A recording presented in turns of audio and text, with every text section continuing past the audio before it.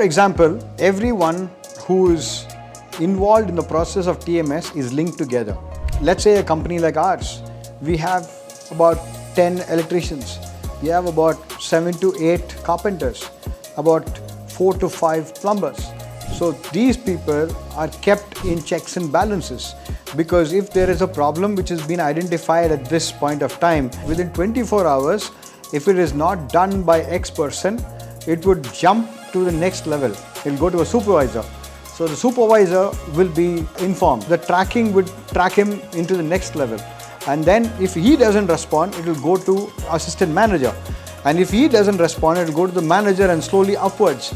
And it would even reach the chairman if it's need to be. So this gives you an opportunity to control the jumping, and every time it jumps, that means the work is not been done by that particular person. So there's a tracking opportunity for this all the time. So what happens is people are aware of every single point and every single problem.